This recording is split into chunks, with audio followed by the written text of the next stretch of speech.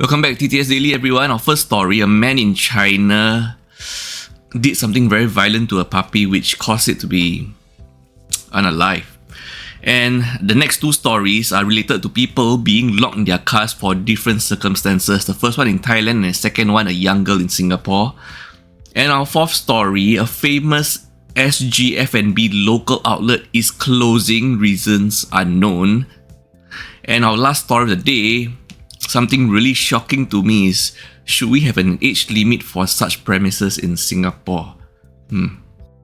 Okay, our first story is in China, Guangxi night market, where a middle-aged man wanted to get a refund on a puppy that he just recently bought. Actually, he just brought the puppy back for an hour, returned to the vendor, asked for a refund. The vendor refused, and then the middle-aged man actually threw the puppy onto the ground twice. The puppy, reportedly to be 2 months old, was unalive on the spot due to severe injuries. We cannot post this video at all. I can only just show pictures with the puppies, with a sticker over the puppy. The video cannot be shown, I'm sorry. The man lost control of his temper just because the vendor refused to give a refund because the vendor insists the puppy is in good health. And the video shows the woman handing the puppy to the man before he threw it forcefully on the floor. And then another woman tried to intervene, but he picked up the puppy again and slammed it to the floor for a second time. The last clip shows a woman crying over the dead puppy in the stall, and reportedly a girl took the puppy for cremation. Netizens have condemned the man's action, citing his lack of responsibility. It is, I mean, you can try searching for this video online, but it's just brutal, tasteless. It is everything wrong. Okay, it's everything wrong. The night market staff have confirmed that local authorities are investigating the incident. Let's hope for stronger animal protection laws to prevent such further incidents in future.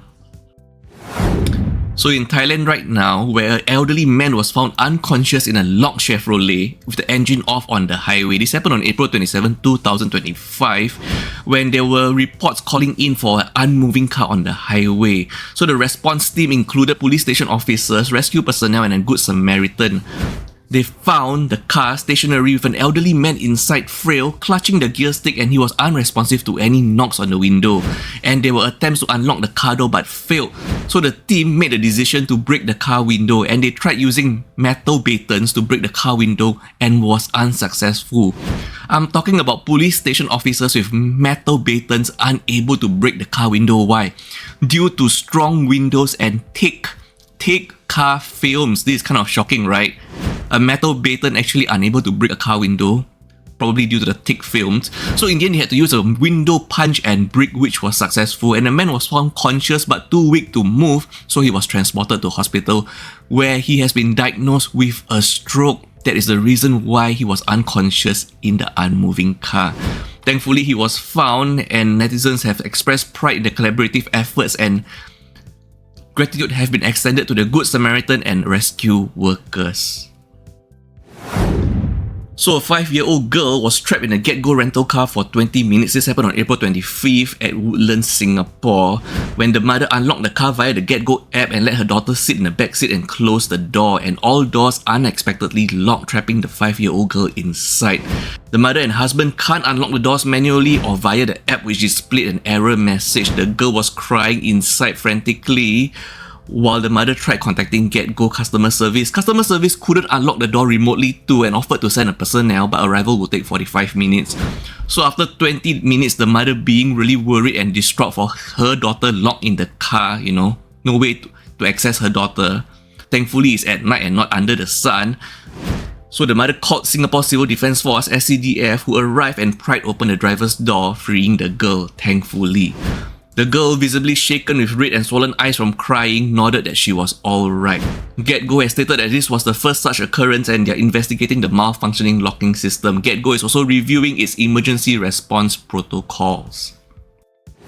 Another famous eatery in Singapore will be closing permanently soon. So, new Scissor-Cut curry rice restaurant in Geylang, Singapore will close permanently on May 12, 2025 after 30 years of operation. It was announced on April 14, 2025 on social media, citing a number of challenges for the difficult decision. No successor or takeover will occur. So, this Scissor-Cut curry rice is a Singaporean dish with Hainanese root, featuring rice topped with bite-sized ingredients doused with curry and braised gravy. The current price is 480 Singapore dollars for a standard set, and historically it used to cost only $3 for a standard set, with price rising up to $3 to $3.50, $3.50 to $3.80, $3.80 to $4.20, and now $4.80. So some customers are obviously complaining about cost increases, but you know, the price of food goes up because of cost of ingredients maybe, cost of rental maybe, cost of manpower maybe. As of now, we do not know the reasons of this number of challenges for new Scissor-Cut curry rice restaurant, but then many speculate rising costs as a factor. The stall hinted at broader challenges, specifically noting multiple F&B, food and beverage closures in Geylang from 2024 to 2025, urging netizens to observe the local situation.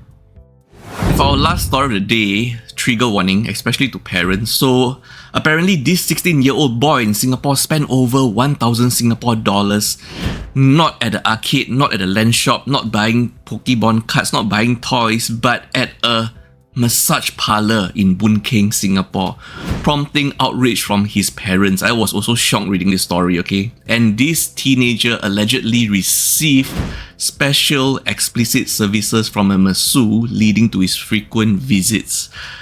The boy was contacted via WeChat by a masseur after playing near Block 101 Towner Road, and the masseur, a stranger, added him as a friend and offered services to make him happy, with conversations quickly turning explicit, including discussions about pricing.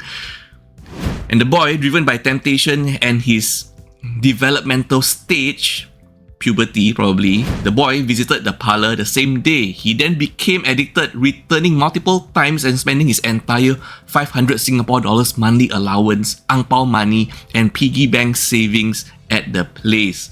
The boy's parents grew suspicious when he requested more pocket money after exhausting his allowance. After he refused to explain, they checked his phone and found explicit chats and threatened police action, leading him to confess. So, recapping back a bit, the boy in total spent over 1,000 Singapore dollars, depleting his allowance, savings, and money from festivals such as Chinese New Year. Parents, shocked and furious, felt their son was wrong but believed the massage parlour should not target teenagers. The father, Mr. Chen, has filed a police report to address the issue. So, the incident gives rise to concerns about business exploiting minors and the accessibilities of such services to teenagers. So the boy is 16 years old, not exactly, is he still considered a minor, and should there be an age limit for teenagers visiting massage parlours alone? The father also expressed concerns that such businesses should not be targeting teenagers. So should there actually be a minimum age limit, and maybe people below the certain age limit should be accompanied by a parent or guardian for massage services?